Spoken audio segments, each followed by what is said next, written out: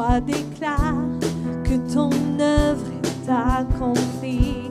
Je peux vivre enfin libre, car Jésus, tu m'as franchi.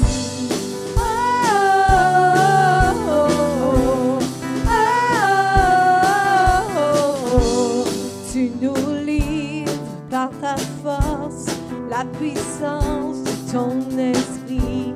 Par cette grâce, je peux vivre, car Jésus, tu m'as franchi. Rien ne pourra m'arrêter, non, rien ne pourra me lier. Jésus m'a libéré, vraiment libéré. Je t'exalterai, de tout mon âge je te louerai.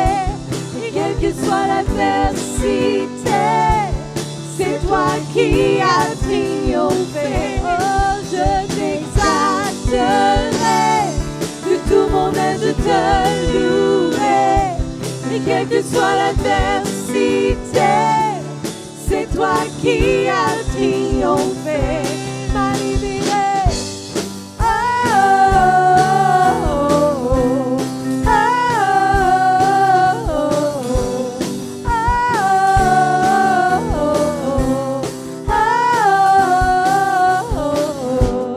Tu me couvres de ta grâce, m'environne de tes bontés.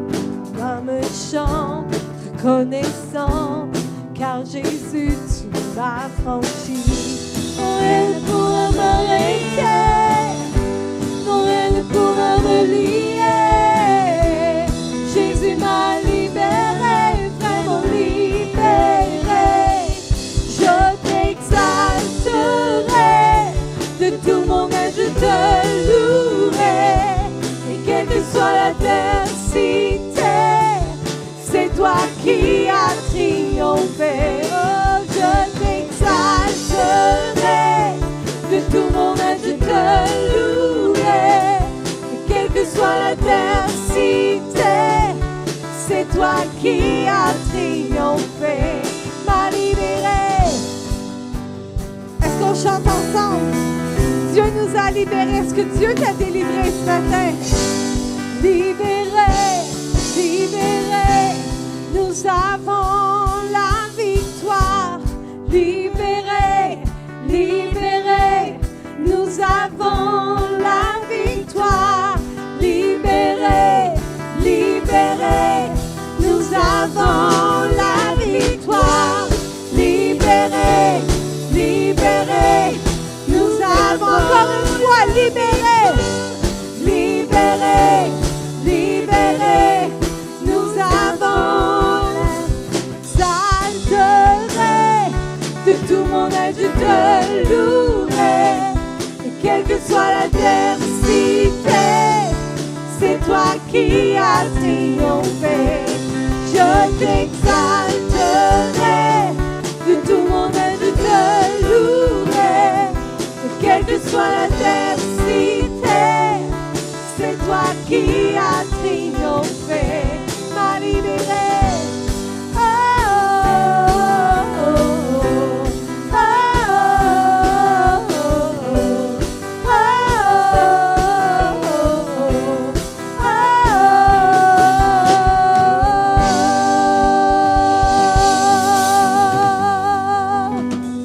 Offrons au Seigneur reconnaissance, son amour dure jamais, car il est bon, il est au-dessus de tout, son amour dure jamais. Chantons, chantons d'une main puissante et d'un bras tendu, son amour dure jamais. Il nous donne une vie nouvelle, son amour dure jamais. Chantons, chantons et chantons, chantons, chantons. À jamais Dieu est fidèle.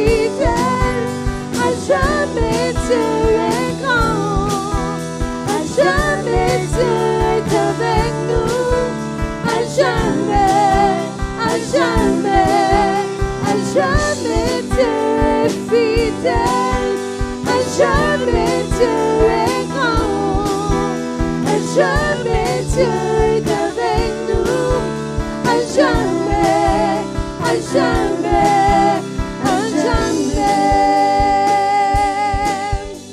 Du lever du soleil jusqu'à son couchant, son amour dure jamais. Par la grâce de Dieu, nous persévérons. Son amour dure jamais. Chantons, et chantons, Église, chantons, et chantons, chantons, chantons.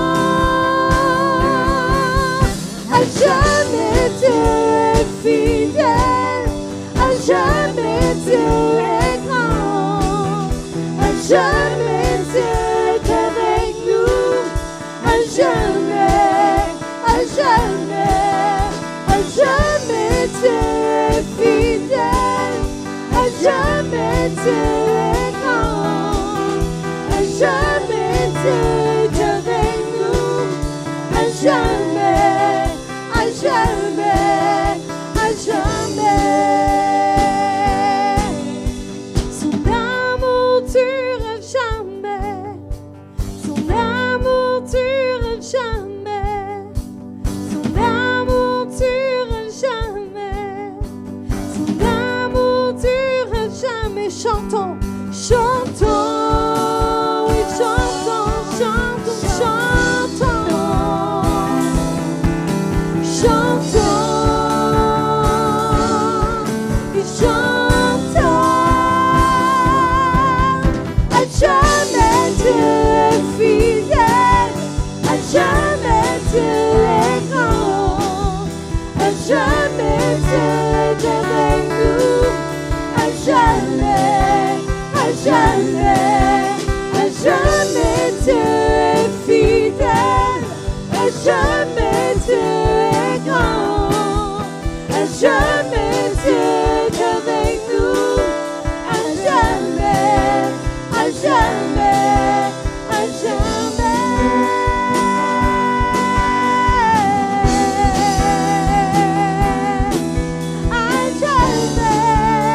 À jamais Dieu est fidèle.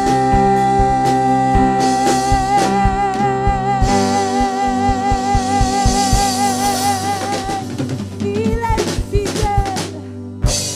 Alléluia. Alléluia, Seigneur. Seigneur, reçois cette louange, Seigneur. Alléluia, Seigneur. Toi seul es digne, Seigneur, de recevoir toute la louange.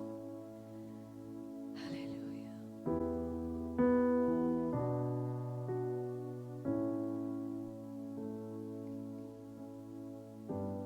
L'immensité de ta grandeur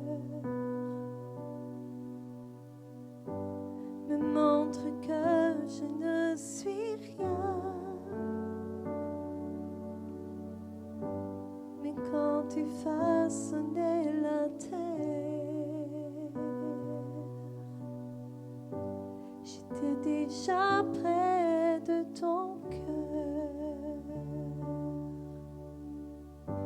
Tu m'aimais avant que je sois. Et pour moi, tu as tout donné. Toi seul pouvais me libérer. C'est pourquoi je veux t'adorer. Et toi seul es digne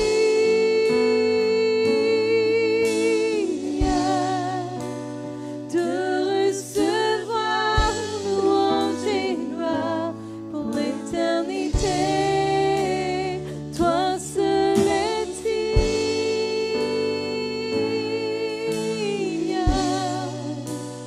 de recevoir louange et gloire pour l'éternité. Dans ta présence, je me tiens, car tu as ce dont j'ai besoin. La joie, la vie, le bonheur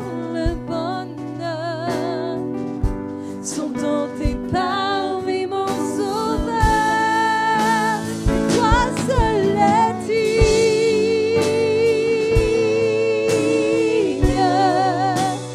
de recevoir louange et gloire pour l'éternité. Toi seul est digne, oh oui Jésus, oh, de recevoir louange et gloire pour l'éternité. Et toi seul est digne, toi seul est digne de recevoir louange et gloire pour l'éternité. Toi seul est digne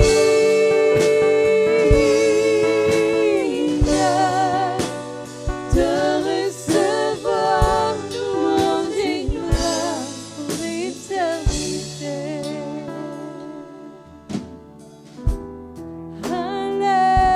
Alléluia. Chantons Alléluia, Alléluia.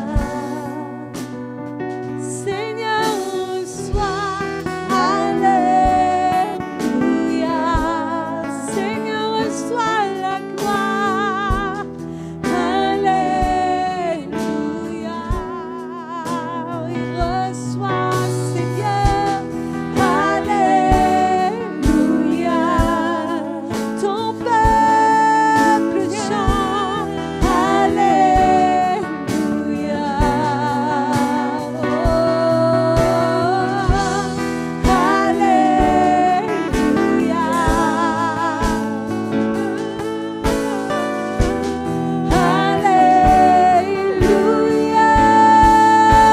Et toi seul est digne, toi seul est digne de recevoir louange et gloire pour l'éternité. Toi seul est digne, reçois Seigneur, de recevoir louange et gloire pour l'éternité. Toi seul est digne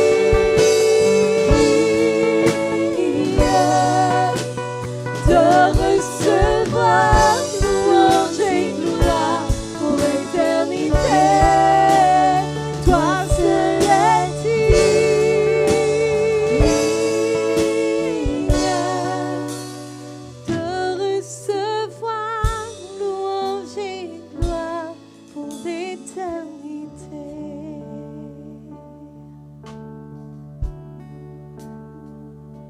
Pour l'éternité, Jésus,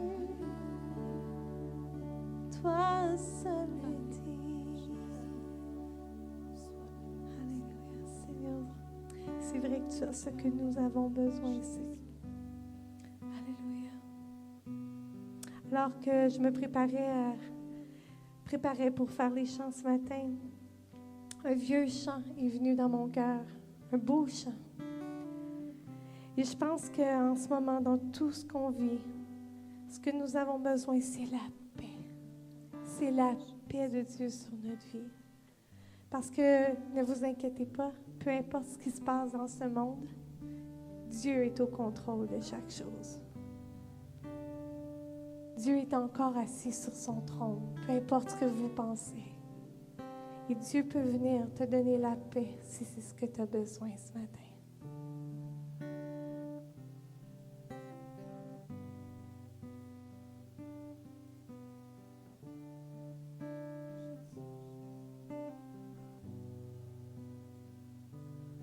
Quand la mer semble agitée,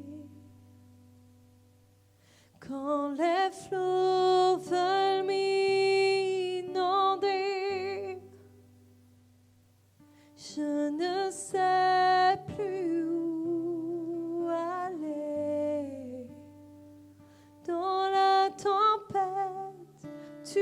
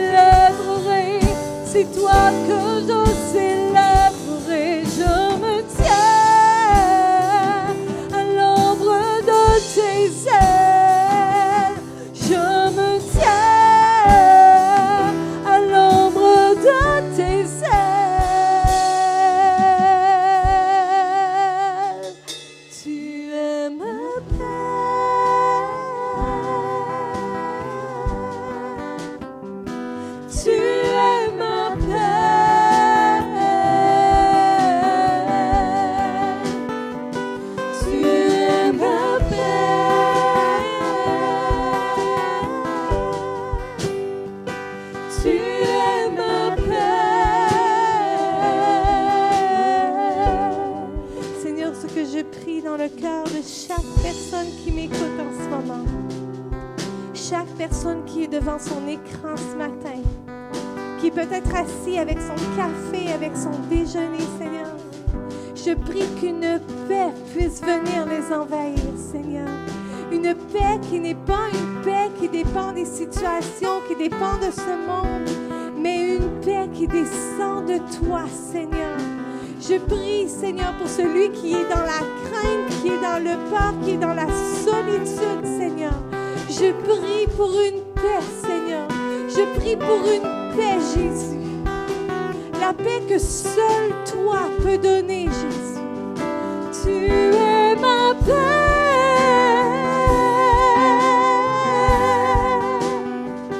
Tu es ma paix.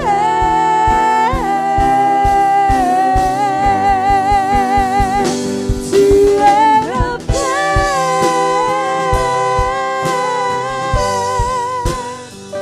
Tu es ma paix.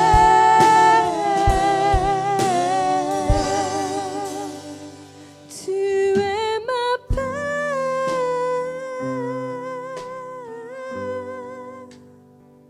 Tu es la paix.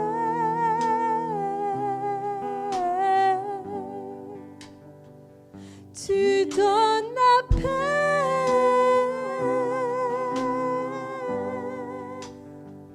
Tu es la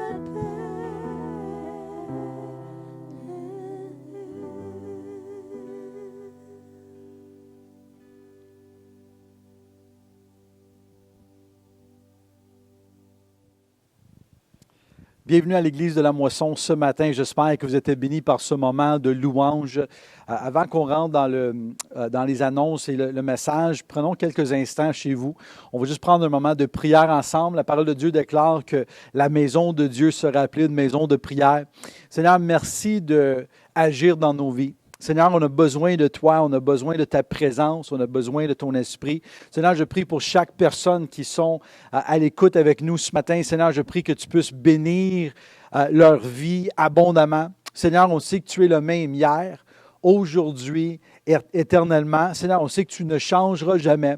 Seigneur, je prie que tu puisses parler à travers de moi durant ce message, que ta gloire puisse inonder les vies, les maisons, chaque personne, Seigneur, qui réunit ensemble autour de ta parole. Seigneur, je prie que ce message, que ce temps ensemble peut être une source de bénédiction, une source d'encouragement pour tous ceux qui sont avec nous dans le nom précieux de Jésus, on prie. Et toute l'Église dit Amen. Merci d'être avec nous. On est bénis que vous soyez là.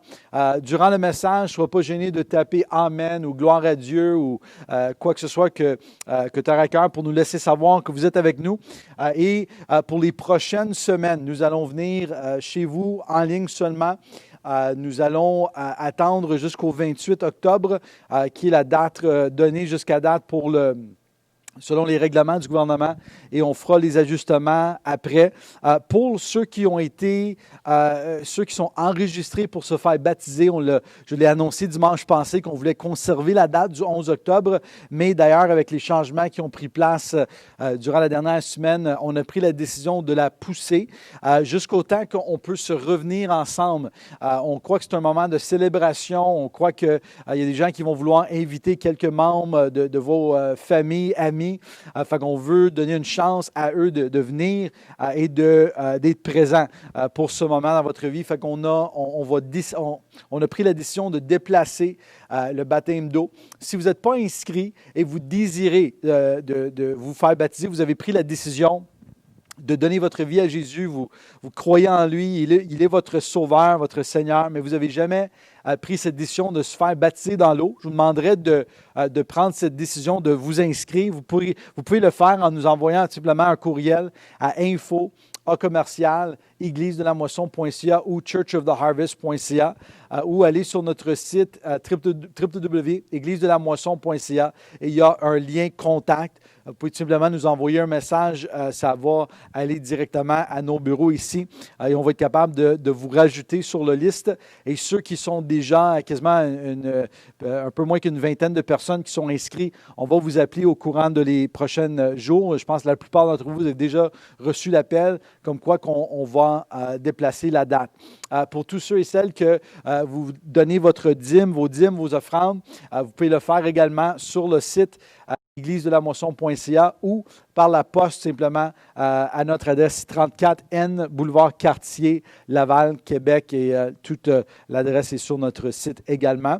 Et on veut souhaiter bonne fête pour quelques personnes à l'Église qui ont eu leur fête le mois de septembre.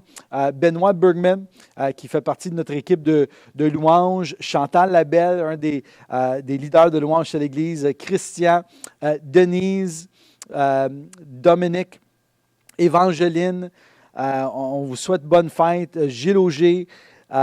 Jeannie Lou, fille de Marie-Ève, et aussi Marie-Ève Raymond, sa mère, les deux ont une fête le mois de septembre. Karine, Kylie,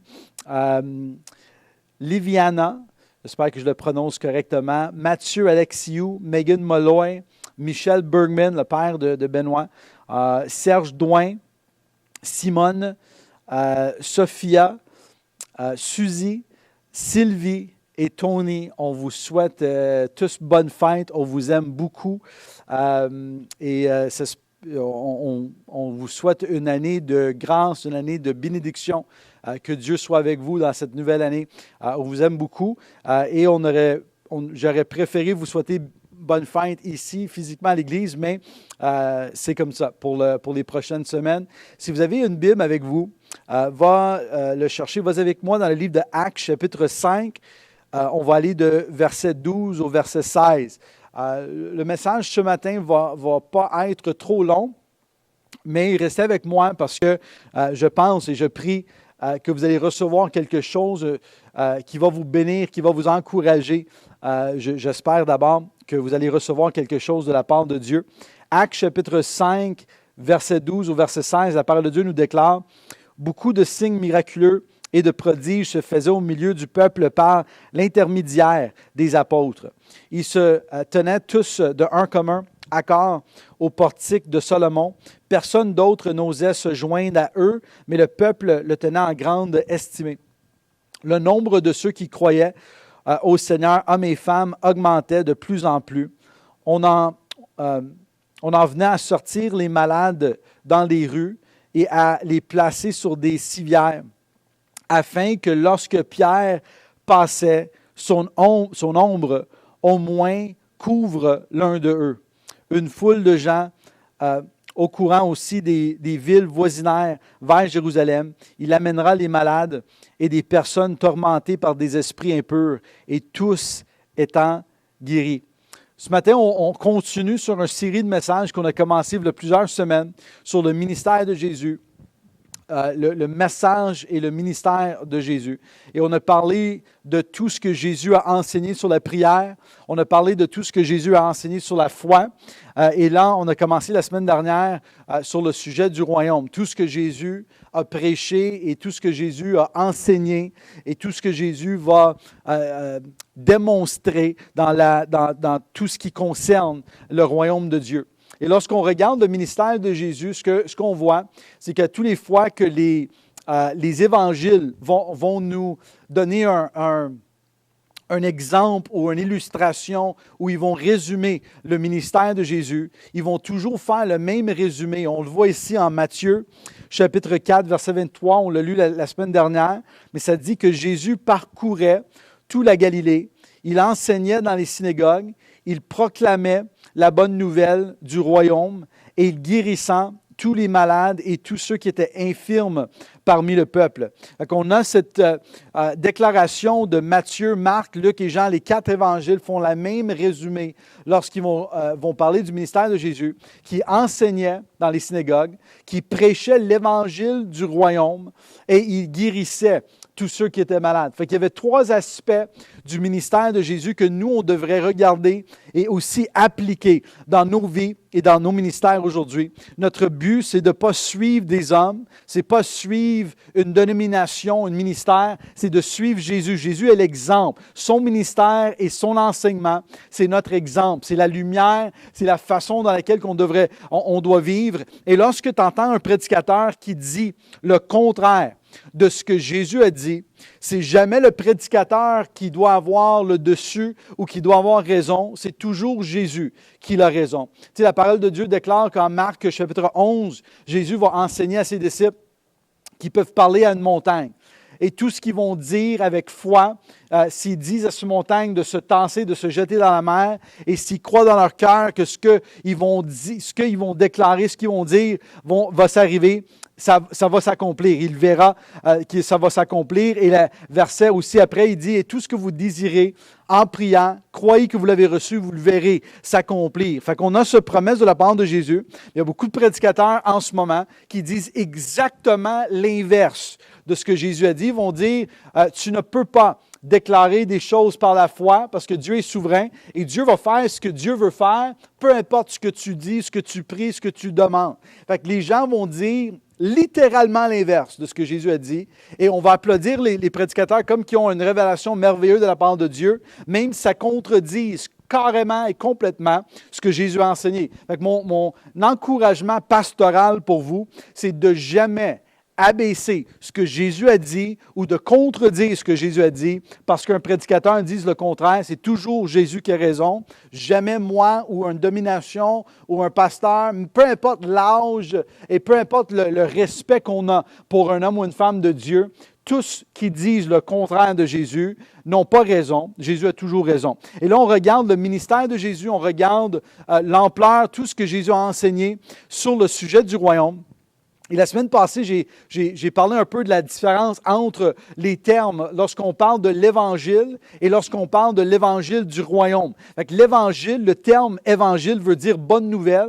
Et c'est quoi la bonne nouvelle? C'est tout simplement que Jésus nous a restaurés, il nous a rachetés. Nous, on était séparés de Dieu à cause du péché. Et Jésus, en donnant sa vie pour nous à la croix, dans la résurrection entre les morts, nous a rachetés, nous a sauvés. Et lorsqu'on met notre vie en lui, lorsqu'on croit en lui, la parole de Dieu déclare que nous avons la vie éternelle, nous sommes sauvés et on devient des enfants de Dieu. Ça, c'est l'Évangile.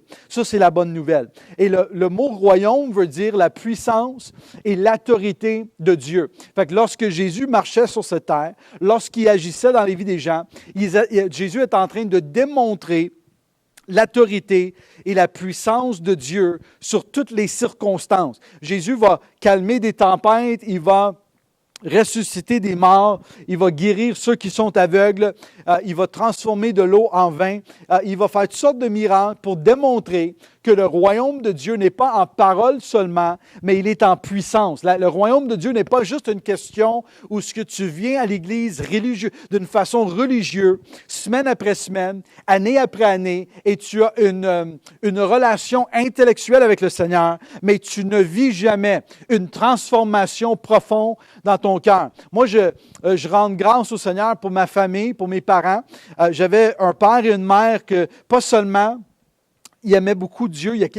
Oui, il allait à l'église tous les dimanches, mais mes parents avaient ce cœur pour chercher Dieu. Il y avait ce cœur pour voir les vies transformées. Et lorsque j'étais jeune et j'ai grandi dans cette maison, cet environnement où ce que j'ai vu de mes propres yeux, mes parents ils ouvraient leur maison pour faire des réunions de prière, des gens guéris, délivrés, transformés.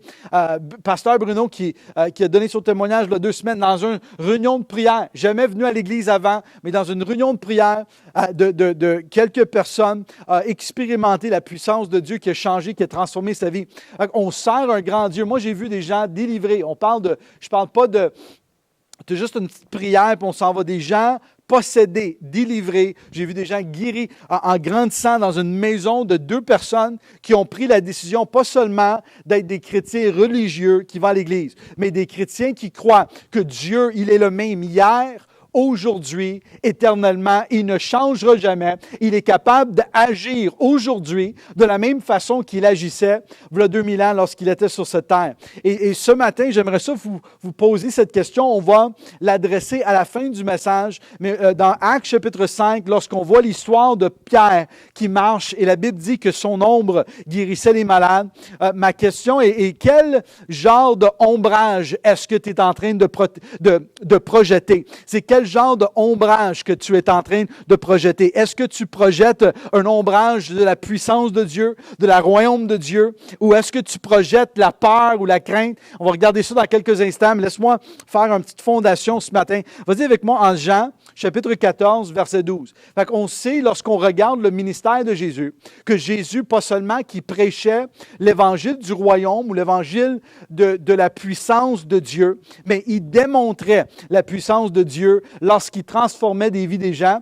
Mais pas seulement que Jésus faisait cela, mais il nous demande à nous, à ceux qui croient en lui, de le faire. Verset 12, Jean chapitre 14, « En vérité, je vous le dis, celui qui croit en moi fera aussi les œuvres que j'ai faites. Il en fera même des plus grandes parce que je m'en vais vers le Père. » Verset 13, « Tout ce que vous demandez en mon nom, je le ferai afin que la gloire du Père soit révélée dans le Fils. Si vous me demandez quelque chose en mon nom, je le ferai. » Et Luc chapitre 9, versets 1 à 2, fait qu'ici en Jean 14, on voit que Jésus fait, pas seulement que lui, il démontrait la puissance du royaume de Dieu en action, il demandait à tous ceux qui croient en lui de faire la même chose. Luc chapitre 9, verset 1, Jésus rassembla les 12 apôtres et leur donna puissance et autorité pour chasser tous les démons et guérir les maladies, et il les envoiera proclamer le royaume de Dieu et guérir les malades. Fait qu'on a un Dieu qui est pas seulement que Jésus faisait une démonstration de la puissance et de l'autorité de Dieu, mais Dieu demande à tous ceux qui sont sauvés, nés de nouveau, qui croient en lui, vous avez le potentiel à l'intérieur de vous de démontrer, de prier pour des gens, de voir ou de expérimenter vous-même la puissance de Dieu et de prier pour ceux autour de toi pour qu'eux aussi peuvent expérimenter une touche de la part de Dieu qui peuvent transformer leur vie, inonder leur cœur, changer leur vie. Matthieu chapitre 14, beaucoup de versets, mais je mets un fondement. Matthieu chapitre 14, verset 14 au verset 16. Quand Jésus sortit de la barque, il a vu une grande foule et rempli de compassion pour elle, il a guéri les maladies. Verset 15. Le soir venu, les disciples s'approchèrent de lui en disant, « Cet endroit est désert et l'heure est déjà avancée. Renvoie la foule afin qu'il aille dans le village pour s'acheter quelque chose à manger. » Verset 16. Jésus leur répondit, « Ils n'ont pas besoin de s'en aller. Donnez-leur vous-même à manger. » Non, j'ai pu prendre beaucoup de différentes histoires ici dans la vie de Jésus qui démontrent à quel point que Jésus demandait ou il s'attendait que les disciples qui étaient avec lui peuvent fonctionner dans le même niveau de foi et d'autorité que Jésus fonctionnait. Il y a l'histoire où Jésus est sur il est sur un bateau, il est en train de dormir, il y a une tempête qui est là, les disciples vont venir le réveiller, Jésus va chasser le vent, il va chasser l'eau, la tempête va cesser. Et après ça, il va reprendre les disciples, il va les reprendre à cause de leur manque de foi, qu'eux n'avaient pas la foi de déclarer, de faire la même chose que Jésus a fait. Ici, on voit la même chose où ce que Jésus va poser la question à eux. Ils disent, ils n'ont pas besoin de quitter. Vous-même, vous êtes capable de les donner quelque chose à manger. Fait que les disciples sont bouleversés par ça. Et d'ailleurs, on va voir dans l'histoire, c'est Jésus lui-même qui va faire le miracle, qui va prendre quelques pains, quelques poissons, il va la bénir et les disciples disciples vont la distribuer. Il va y avoir 12 paniers de surplus. Mais on voit ici la manifestation de la puissance de Dieu dans la vie de Jésus, mais pas seulement dans la vie de Jésus, mais aussi Jésus demandait, Jésus croyait que les disciples pouvaient accomplir tout ce que Jésus faisait. Et d'ailleurs, même nous, comme disciples aujourd'hui, on a ce privilège, pas seulement d'avoir une relation spirituelle avec Jésus, mais on peut expérimenter la puissance transformatrice de la présence de Dieu dans nos vies. L'Évangile, qui est la bonne nouvelle qui nous prépare pour avoir la vie éternelle. La parole de Dieu déclare, Jean chapitre 3, verset 16, que Jésus a déclaré, car Dieu a tant aimé le monde qu'il a donné son Fils unique, que quiconque croit en lui ne périssera pas, mais il va avoir la vie éternelle. Fait que l'Évangile, c'est la bonne nouvelle que Jésus est mort pour nous racheter, pour nous donner la vie éternelle. C'est la promesse de la vie éternelle. C'est la promesse que après la mort, nous allons recevoir toutes les promesses de Dieu pour nous qui parlent de l'éternité. Mais le message du royaume, ce n'est pas une promesse de après la mort, c'est la promesse de Dieu sur cette terre. Lorsque tu vis ta vie, de lundi jusqu'à le lundi d'après, semaine après semaine, votre vie sur cette terre, Dieu ne désire pas que tu vis dans l'anxiété, dans la peur, dans la défaite, mais Dieu veut te remplir de son paix, de son amour, de sa grâce que tu peux vivre victorieusement sur cette terre. Fait que le message de l'Évangile te prépare pour l'éternité. Le message du royaume te prépare pour la victoire ici sur cette terre. Le message de l'Évangile te donne la vie éternelle, te donne une promesse de la vie après la mort. Le message du royaume te donne des promesses de la provision, de la protection, de la paix de Dieu sur cette terre lorsque tu es en train de vivre dans la chair et pas seulement après la mort. Regardez ce que Jésus va dire en Luc chapitre 12. Luc chapitre 12, verset 22, c'est un passage que la plupart d'entre vous connaissez très bien. D'habitude, on va lire ce même texte-là, on va le lire en Matthieu. Mais j'aimerais ça lire ce message de Jésus en Luc chapitre 12. C'est lorsque Jésus parle de ne pas s'inquiéter, de chercher le royaume de Dieu.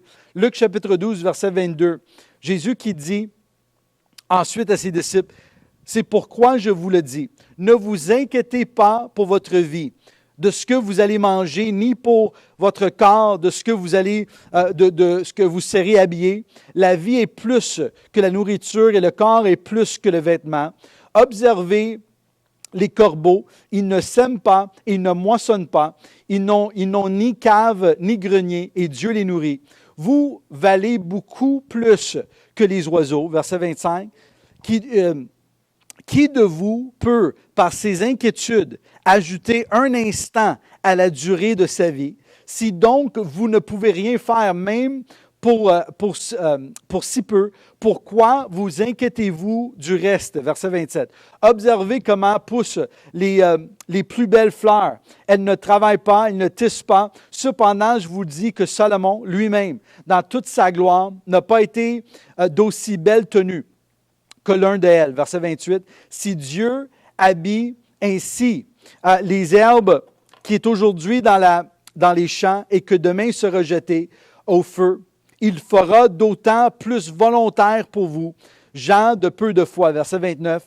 Et vous ne cherchez pas, et ne cherchez pas ce que vous allez manger, ni ce que vous allez boire, et ne soyez pas inquiets. En effet, tout cela sont les membres de d'autres peuples du monde qui le recherchent.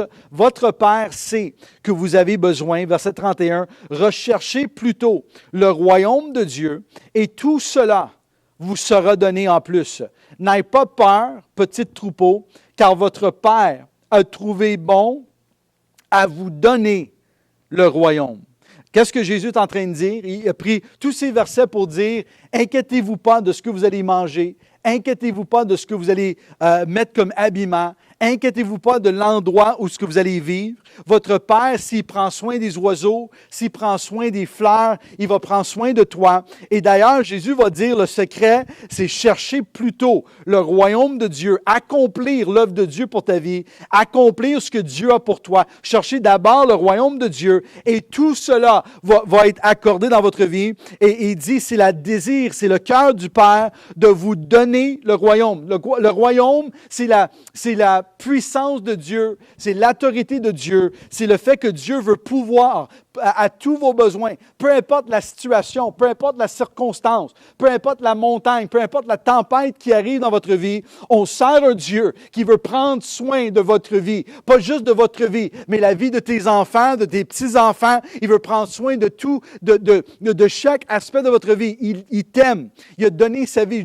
La parole de Dieu déclare que Jésus a donné sa vie pour nous à la croix. Et s'il a donné sa vie pour nous à la croix, on peut avoir cette assurance dans notre cœur qui va nous donner toutes les autres choses que nous avons besoin pour vivre sur cette terre. Fait que le message de l'Évangile, c'est la bonne nouvelle que nous sommes sauvés par Christ, par la croix, par la résurrection, par la foi en lui. Mais le message du royaume, c'est que Dieu est puissant pour transformer notre vie sur cette terre, pour nous donner pas seulement la vie éternelle, mais la vie en abondance sur cette terre. Si vous le croyez ou si vous avez déjà vécu la puissance de Dieu dans votre vie, si Dieu a déjà agi puissamment dans votre cœur, dans votre vie, tapez Amen. Et je sais que je l'ai demandé la semaine dernière, et quelques personnes qui ont rentré des témoignages courts de ce que Dieu a fait dans leur vie. Mais si tu ne l'as pas fait la semaine passée, et tu peux attester à cela, attester à ce que Jésus vient de dire, qu'on vient de lire en Luc, que Dieu est capable de pouvoir à nos besoins, à agir dans notre vie. Prenons quelques instants sur votre téléphone, sur votre ordinateur, peu importe, et donnez un petit témoignage de ce que Jésus a fait dans votre vie. Ça va m'encourager, moi, lorsque je vais le lire. Ça va encourager ceux qui vont lire d'autres personnes. Notre témoignage, c'est puissant parce qu'on peut argumenter contre une théologie, on peut argumenter contre une doctrine, on peut argumenter contre une perspective chrétienne, mais on ne peut pas argumenter contre un témoignage de vie, de transformation. Lorsque tu as vécu la puissance de Dieu qui a transformé votre vie, il n'y a rien qui pourrait te convaincre maintenant que Jésus n'est pas le même hier, aujourd'hui, éternellement. Lorsque tu vis une relation, une expérience avec Dieu qui transforme votre vie. Fait que si vous avez vécu la puissance de Dieu dans votre vie qui t'a transformé, peut-être tu étais quelqu'un qui était complètement perdu dans la drogue, l'alcool, et Dieu t'a touché, t'a transformé. Prenons quelques instants, tapez votre témoignage. On veut savoir. Je pense qu'on a un mandat de déclarer et de dire aux gens ce que Jésus a fait dans notre vie. Ne pas juste être des chrétiens silencieux qui ne parlent pas, qui sont gênés de ce que Dieu a fait. Soyons pas gênés de ce que Jésus a fait dans votre vie. Soyons des gens qui sont prêts à dire, moi, j'ai été transformé par la puissance de Dieu. Et ce que ce prédicateur-là, cette fou-là, cet Italien de Laval, c'est pas moi qui est grand et puissant, c'est Jésus qui est grand et puissant. Et on n'est pas en train de glorifier un homme, on n'est pas en train de glorifier une église, on est en train de glorifier le roi des rois, le sauveur de notre vie, le Seigneur Jésus. C'est lui qui a donné sa vie pour nous, c'est lui qui est mort pour nous, c'est lui qui peut transformer ta vie. Pas moi, pas un prédicateur, pas une église, mais lui et lui seul. Amen? Fait que là, lorsqu'on parle du ministère de Jésus, on voit qu'il prêchait l'évangile du royaume. Fait que c'était pas seulement que, oui, il va donner sa vie pour nous, oui, on est sauvés par grâce, par la foi en Jésus-Christ, mais aussi le message du royaume, c'est un message de puissance, un message où ce que Dieu est grand, il est puissant, il est plein d'amour et de grâce pour nous, et il veut nous donner ce pouvoir de marcher dans l'autorité qu'il y a pour nous dans toutes les sphères de notre vie. Et fait que je reviens à la question que j'ai posée au début du message. Quel genre d'ombrage est-ce que tu te projettes? Est-ce que tu projettes un ombrage de foi?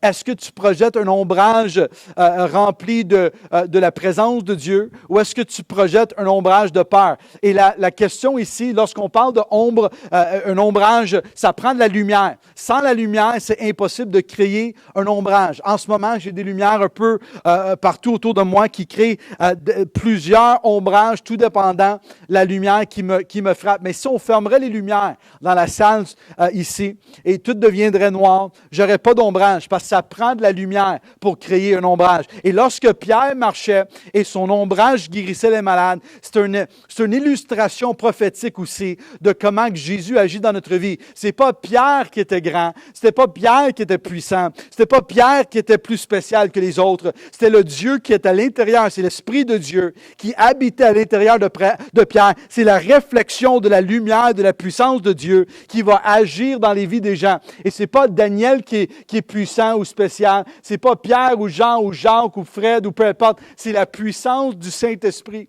qui habite à l'intérieur de nous, qui agit et qui transforme les vies. Fait que je vous pose la question, quel genre de ombrage est-ce que tu projettes? Est-ce que tu es rempli du feu de Dieu? Est-ce que tu es rempli de l'Esprit de Dieu? Est-ce que tu es rempli des promesses de Dieu?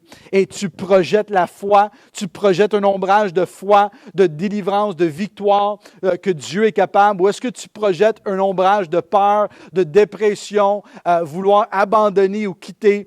Ça ne vaut pas la peine de vivre, ça ne vaut pas la peine de continuer. Moi, je vous encourage. Je vais vous donner 4 points pour vous encourager à être des gens qui reflètent la gloire de Dieu, qui projettent un ombrage de foi et d'autorité. Premièrement, la Bible, Jean chapitre 8, verset 12 nous dit, Jésus leur parlera de nouveau, il dit, « Je suis la lumière du monde. Celui qui me suit ne marchera pas dans les ténèbres, mais il y a au contraire la lumière dans la vie. » Jésus est la lumière. Fait que la première chose lorsqu'on parle de comment on doit vivre dans le royaume de Dieu victorieusement, projeter une ombrage de foi, c'est d'être en Jésus-Christ. Pas dans une église, malgré que maintenant à cause de la COVID, personne n'est là, vous êtes tous à la maison, mais pas d'être dans une domination, dans une église ou dans une société religieuse. C'est d'être en Jésus-Christ, d'avoir une relation avec lui. Parce que même si on jetterait tous les chrétiens en prison pour leur foi en Dieu, l'Église ne te fait pas un chrétien. Une relation personnelle avec Jésus seulement te fait devenir un enfant de Dieu et te fait en sorte que tu marches dans la lumière. Il y a beaucoup de gens qui vont à l'Église, mais qui ne connaissent pas Jésus du tout. Il y a des gens qui vont à l'Église, semaine après semaine, religieusement, et ils n'ont aucune relation avec Jésus. Ils ne connaissent pas le Jésus. Ils ne connaissent pas Jésus comme Sauveur, comme Seigneur. Ils ne connaissent pas Jésus comme Roi. Ils ne connaissent pas Jésus comme le Rédempteur. Ils n'ont aucune relation personnel avec lui, mais ils viennent religieusement, ils ont une apparence de religion, une apparence de piété, une apparence d'humilité, une apparence de spiritualité, mais en réalité, ils sont vides à l'intérieur. Fait que l'Église ne peut pas te faire devenir un croyant, seulement une rencontre personnelle, intime avec Jésus peut délivrer, changer, transformer votre vie. Et tu n'es pas sauvé parce que tu vas à une église, tu es sauvé parce que tu donnes ta vie à Jésus et lui il rentre en toi et toi tu es en lui et il te rachète et il te transforme et là tu es réellement sauvé et transformé. Numéro 2, la Bible nous dit en Psaume chapitre 119, verset 105, « Ta parole est une lampe à mes pieds et une lumière sur mon sentier. » La parole de Dieu et les promesses de Dieu, c'est une lumière. Fait que est-ce que ta vie reflète Jésus? Est-ce que ta vie projette un ombrage de les promesses de Dieu? Ou est-ce que ça projette un ombrage parce que tu remplis ton cœur de les nouvelles, de TVA, de Radio-Canada, de la presse, de toutes sortes d'informations, de craintes, de peur, de négatifs. Je ne dis pas que ce n'est pas correct d'écouter les nouvelles. On suit tout ce qui se passe dans le monde, mais ne permet pas à ce qui se passe dans le monde à imprimer dans votre cœur pour devenir une semence qui produit la peur, mais que les promesses de Dieu peuvent être la semence dans votre cœur qui produit la victoire, qui produit la force, qui produit la paix, qui produit la joie. Seulement la parole de Dieu et les promesses de Dieu vont produire la foi et la paix en toi. Et tout ce que le monde a, toutes les formations qui viennent de ce monde ne pourra jamais produire la joie et la paix et la confiance en Dieu. Seulement les promesses de Dieu. Il y avait dans les fin des années 1800, début des années 1900, en Londres, en Angleterre, il y a un prédicateur qui s'appelle Charles Spurgeon. Charles Spurgeon était un des pasteurs, un des prédicateurs les plus reconnus dans sa génération. Il avait bâti une des plus grandes églises. À son époque, il n'y avait pas encore des systèmes de micros avec de speakers. À l'époque, il y avait une église de 5000 personnes en Londres. Pas de micro, il fallait qu'il prêche avec une voix très forte. Ceux qui n'aiment pas les prédicateurs qui crient, il faut comprendre que les prédicateurs précédents, il fallait qu'ils crient pour que les gens puissent l'entendre. Maintenant, on n'est pas obligé de crier autant parce qu'on a la technologie. Mais Charles Spurgeon était un pasteur très connu. D'ailleurs, même encore aujourd'hui, beaucoup de gens le connaissent, beaucoup de livres qu'il a écrits. Tous les dimanches, il prêchait son message et il y avait un des journaux en Londres qui imprimait tout son message dans les journaux, mot pour mot, ce que Spurgeon avait prêché. Et il y avait une dame qui allait à l'église de Charles Spurgeon, que toute sa vie, elle a travaillé dans la maison royale en Angleterre, en Londres, pour la famille royale. D'ailleurs, ses parents ont travaillé toute leur vie à la service de la famille royale en Angleterre. Et elle a grandi dans une époque où ce que les jeunes filles à l'époque, dans les débuts des années 1800, n'avaient pas les mêmes éducations à l'époque que les hommes. Et d'ailleurs, le fait d'être un enfant de deux personnes qui étaient des servantes, ceux qui nettoyaient et tout autour de la maison royale et tout ça, elle n'avait jamais eu une éducation officiellement. Elle a grandi, elle a travaillé dès un jeune âge et tout. Finalement, après des années de service pour la famille royale, elle a pris sa retraite et ils ont fait une cérémonie pour elle et pour les autres personnes qui prenaient leur retraite. Cette dame avait reçu plusieurs choses, mais ils ont tous reçu un document qui était enroulé et tout de la famille royale, une présentation et tout.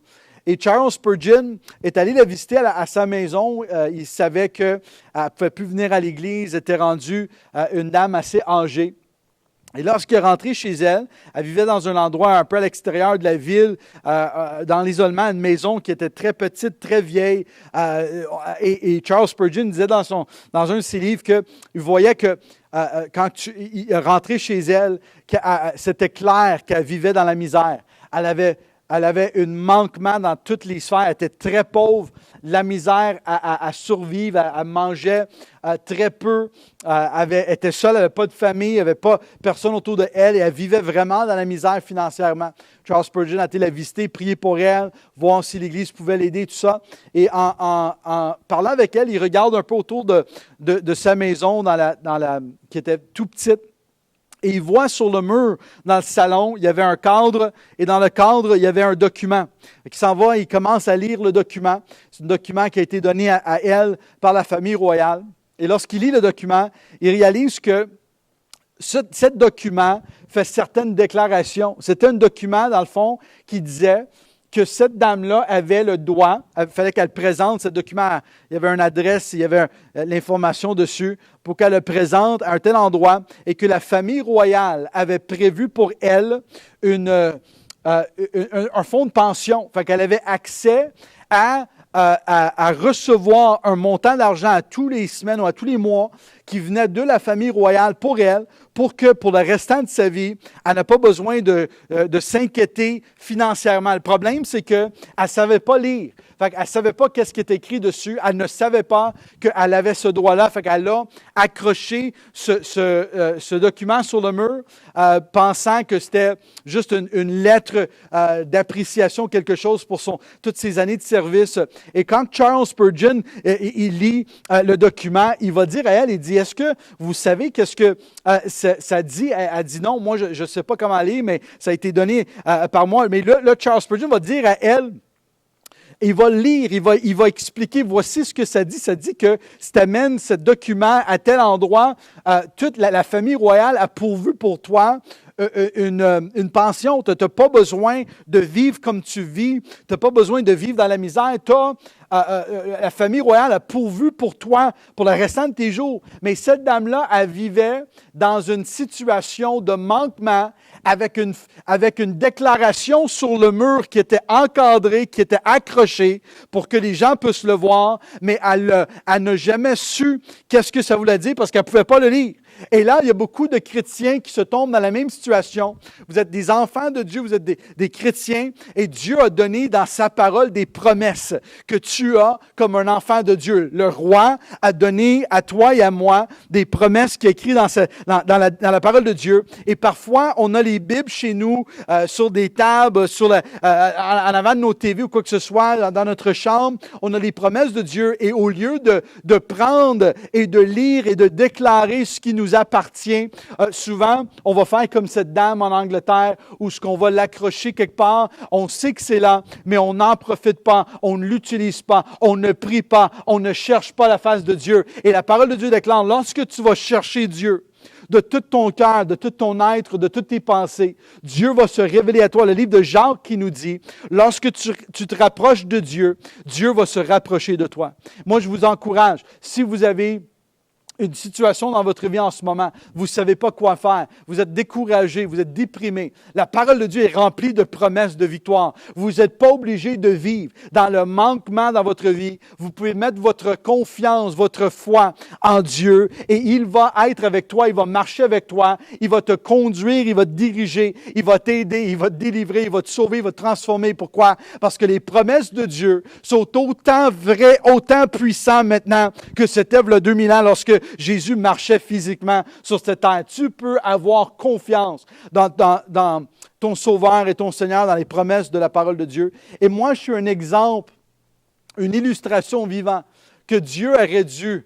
Moi, à l'âge de 16 ans, 17 ans, j'ai grandi dans une famille chrétienne. J'ai vu Dieu agir et transformer des vies. Malgré tout ça, à 16, 17, 15, 16, 17 ans, dans mon adolescence, je voulais rien savoir, je me détournais de les choses de Dieu et Dieu m'a racheté, il m'a ramené à lui. Il y avait la grâce, moi je suis une illustration vivante de la grâce de Dieu, de la miséricorde de Dieu, que lorsque j'ai viré de bord et j'ai commencé à rechercher Dieu et j'ai commencé à courir vers Dieu, comme l'histoire que Jésus a donnée du Fils prodige, que lorsque ce Fils prodige a décidé de retourner à la maison de son Père, la parole de Dieu déclare que le Père n'a pas juste attendu chez lui, mais la Bible nous dit que le Père est parti en courant vers son Fils qui revenait à la maison. Fait que si tu es loin de Dieu, je vous encourage que si tu te tournes vers Dieu et tu prends la décision de revenir à lui ce matin, que Dieu va pas être aussi en train de rejeter « Ah, t'es pas assez bon, tu ne mérites pas ma grâce, tu ne mérites pas mon amour. » Mais comme cette histoire de Jésus qui dit que comme le Père du Fils prodigue, Dieu va courir vers toi. La présence de Dieu va inonder ta vie. Et dans quelques instants, on va terminer dans un moment de prière. Je vais vous encourager de prendre cette décision, de redonner, de reconsacrer ta vie à Jésus. Mais avant, un autre verset, un dernier verset, Matthieu chapitre 3, verset 11, la parole de Dieu déclare, « Moi, je vous baptise d'eau. » C'est Jean-Baptiste qui parle. « En vue de la repentance. Mais celui qui vient après moi est plus puissant que moi. Et je ne suis pas digne de porter ses sandales. Lui, il vous baptisera du Saint-Esprit et de feu. » Ici, on parle de Jésus, pas seulement qu'on doit être en Christ, pas seulement qu'on doit avoir les promesses de la parole de Dieu dans notre cœur, mais on doit être baptisé avec le feu du Saint-Esprit. Quel genre d'ombrage est-ce que tu projettes? Est-ce que tu projettes un ombrage de foi du royaume de Dieu, d'un homme ou une femme de Dieu qui croit que Dieu est capable d'agir? Ou est-ce que tu projettes un ombrage de défaite et de peur et d'anxiété? Moi, je veux vous encourager que si tu es en Jésus-Christ, si les promesses de Dieu sont dans ton cœur, si tu es baptisé dans le Saint-Esprit avec le feu de Dieu qui transforme ta vie, l'ombrage que tu vas projeter va être un ombrage de foi et un ombrage qui transforme les vies des gens autour de toi. Lorsqu'on était, je vais terminer avec ce témoignage, lorsqu'on commençait l'Église et on avait déménagé dans la locale, dans le bâtiment où on est en ce moment, On est à peu près 3-4 minutes à pied du métro Henri Bourassa qui est ici à côté de l'église. Et j'avais pris un samedi, on avait pris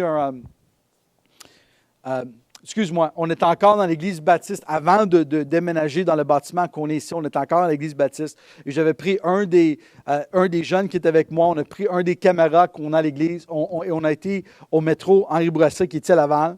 Et on arrêtait les gens, puis on les disait qu'on faisait un documentaire sur Dieu. Et on arrêtait les gens pour voir s'ils voudraient prendre quelques instants où ce que j'allais les poser des questions sur leur croyance. Est-ce qu'ils croient qu'il y a un Dieu? Est-ce qu'ils croient qu'il y a un ciel? Est-ce qu'ils croient qu'il y a la vie après la mort? Et j'avais une liste de questions et le but, c'était d'arrêter des gens, poser des questions et que si le Saint-Esprit ouvrait la porte, je témoignais et on priait pour les gens. Pour voir des gens sauvés, c'est une façon de témoigner et de prêcher l'Évangile qui était un peu moins agressif que juste donner des tracts ou juste prêcher dans la face des gens. Ça nous permettrait de créer un contact et d'avoir une conversation avec les gens. Et on faisait quelques personnes. Finalement, il y a un homme qui est venu, c'est un homme haïtien. Et il accepte de prendre quelques instants. Je commence à lui poser des questions. Et lorsqu'il est en train de me répondre, le Saint-Esprit me dit dans mon cœur de prier pour lui parce qu'il y a une maladie dans son estomac, dans ses intestins. Et lorsque je suis en train de poser des questions et lui il répond, j'ai ce conflit dans mon cœur que je ressens, Dieu qui me dit de lui dire qu'il y a une maladie dans ses intestins et que tu veux prier pour lui. Fait que finalement, après qu'il finit à répondre les dernières questions, j'ai peur de dire ça parce que j'ai dit si je dis ça et il n'y a pas de problème, le gars va penser que je suis fou et toujours un peu énervant. Hein, est-ce que c'est Dieu? Est-ce que c'est moi? Et finalement, après, je décide de dire est-ce que tu as une maladie dans ton corps? Je ressens que tu aurais un problème physique, maladie, et Dieu voudrait que je prie pour toi. Et après que je dis ça, lui, il me dit oui, j'ai un problème dans mes intestins. Il commence à m'expliquer c'est quoi et ça lui causait des problèmes que des fois, il ne pouvait pas aller travailler puis ça créait des douleurs intenses, des années que ça dure et tout ça.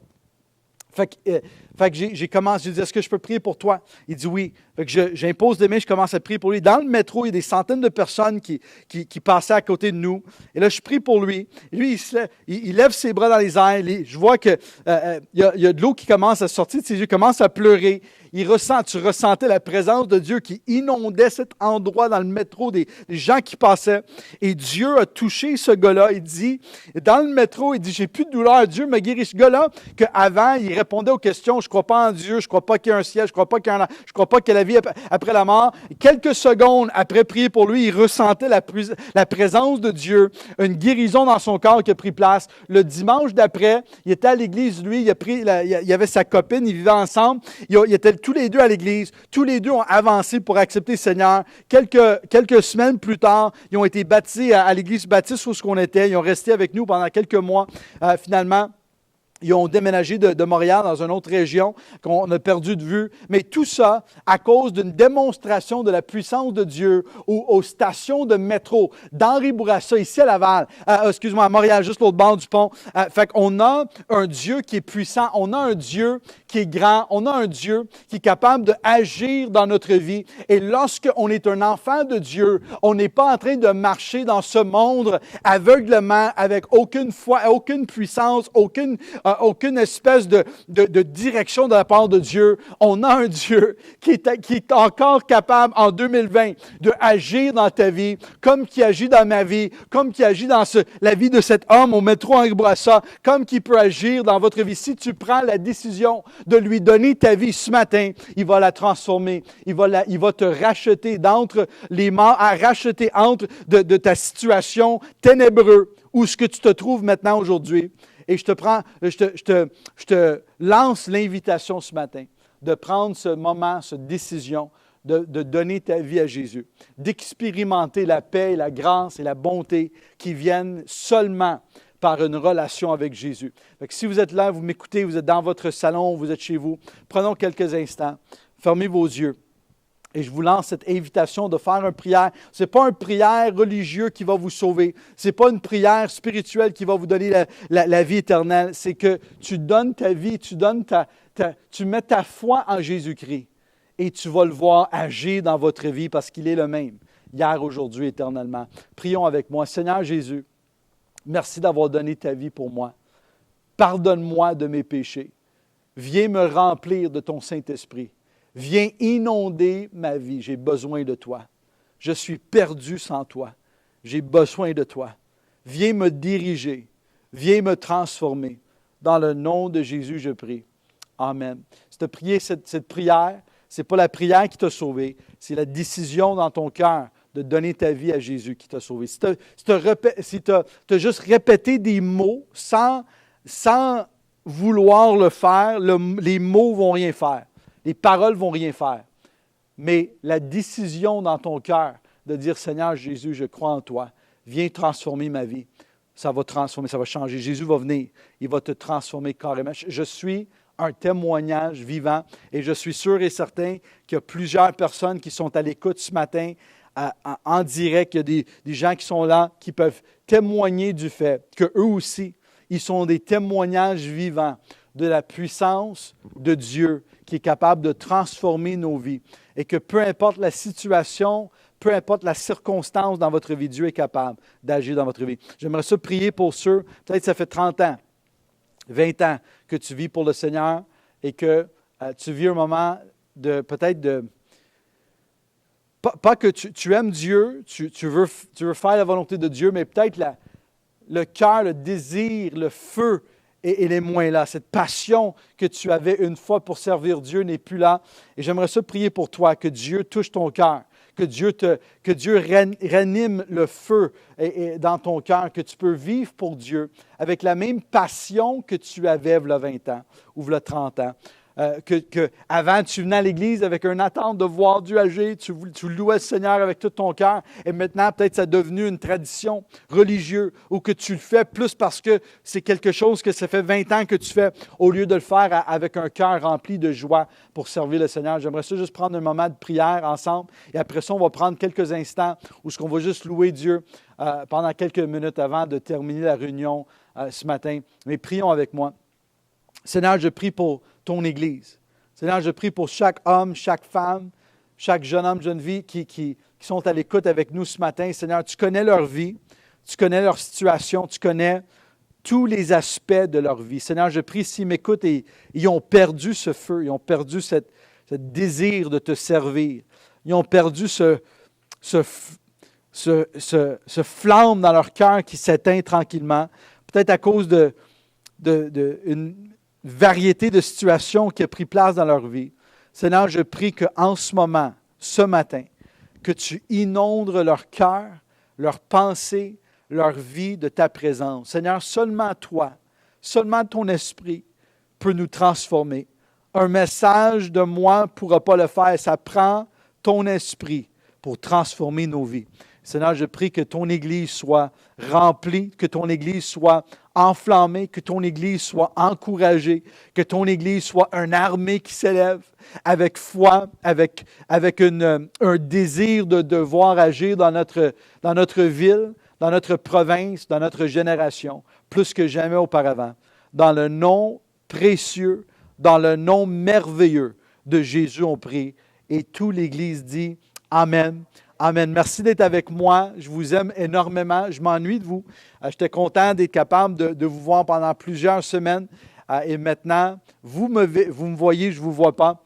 Mais dans les prochaines semaines, on va peut-être faire des mini-rencontres de prière ici et là. Fait qu'on va faire des annonces au fur et à mesure. On verra, on a déjà certaines choses planifiées. Fait qu'on vous donnera plus de nouvelles au fur et à mesure. Mais d'ici ce temps-là, on va rester les dimanches en ligne seulement jusqu'au 28. On vous aime beaucoup. Prenons quelques instants. Restez avec nous. On va avoir un dernier chant, quelques minutes ensemble, juste pour permettre et laisser le Saint-Esprit inonder ton cœur, arroser la semence de la parole de Dieu qui a été déclarée ce matin. Je vous aime. Sois bénis. À dimanche prochain, 9h15. Seigneur, reçois cette louange, Seigneur. Alléluia, Seigneur. Toi seul es digne, Seigneur, de recevoir toute la louange. Alléluia.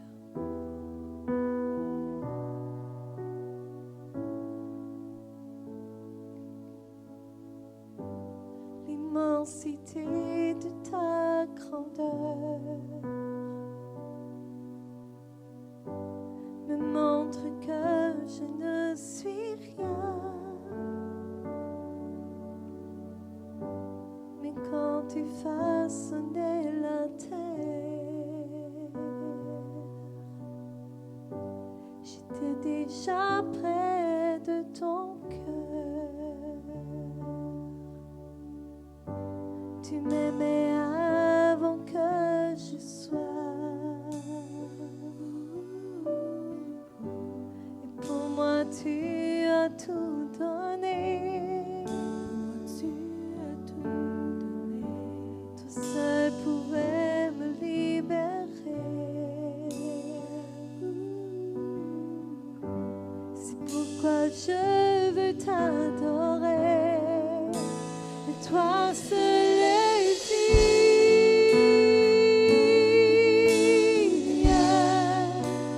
de recevoir louange et gloire pour l'éternité. Toi seul es digne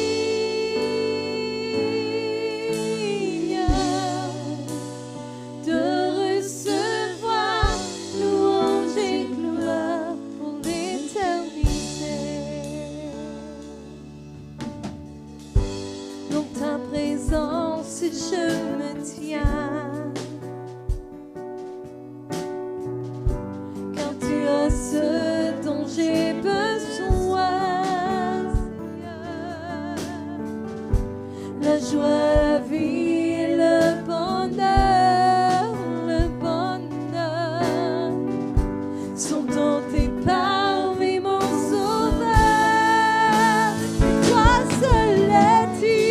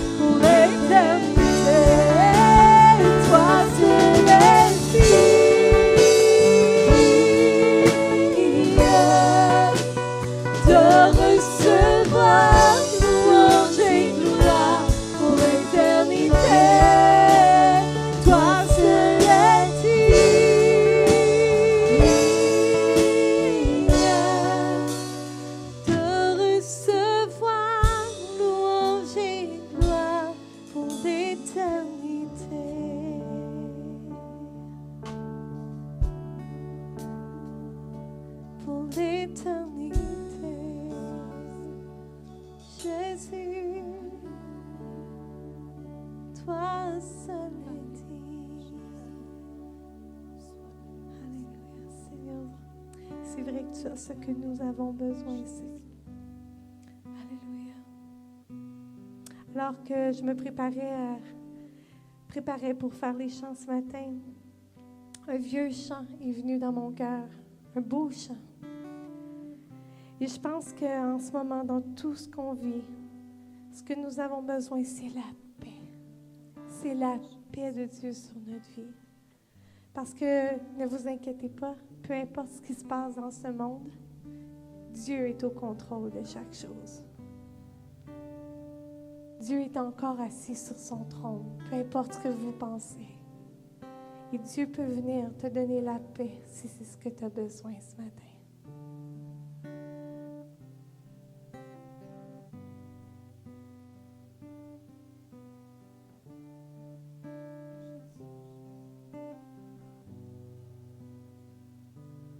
Quand la mer semble agitée,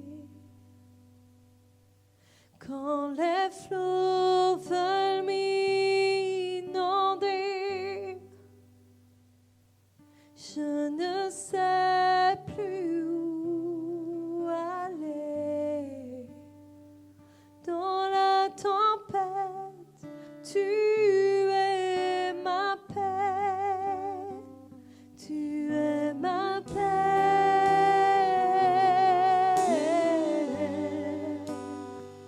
Tu es ma paix,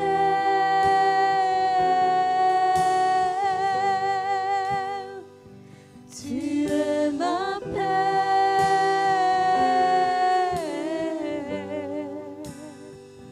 tu es ma paix.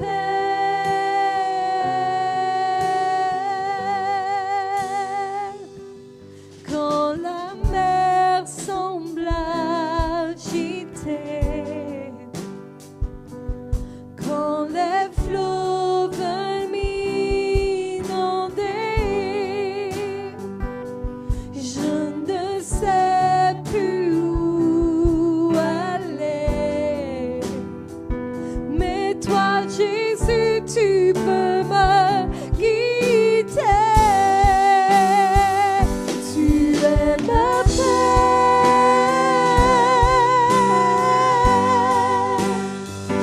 Tu es ma paix,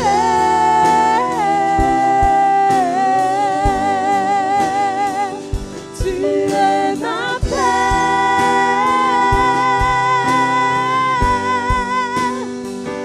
tu es ma paix,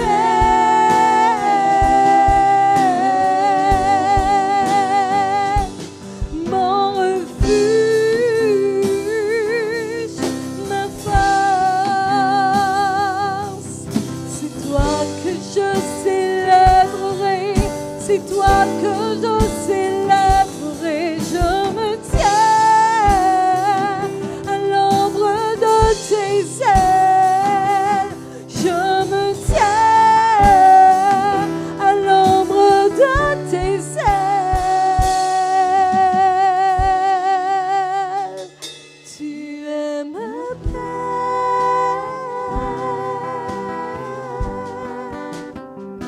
Tu es ma paix, tu es ma paix, tu es ma paix. Seigneur, ce que je prie dans le cœur de chaque personne qui m'écoute en ce moment, chaque personne qui est devant son écran ce matin, qui peut être assis avec son café, avec son déjeuner, Seigneur. Je prie qu'une paix puisse venir les envahir, Seigneur. Une paix qui n'est pas une paix qui dépend des situations, qui dépend de ce monde, mais une paix qui descend de toi, Seigneur. Je prie, Seigneur, pour celui qui est dans la crainte, qui est dans le peur, qui est dans la solitude, Seigneur. Je prie pour une paix, Seigneur. Je prie pour une paix, Jésus. La paix que seul toi peux donner, Jésus. Tu es ma paix.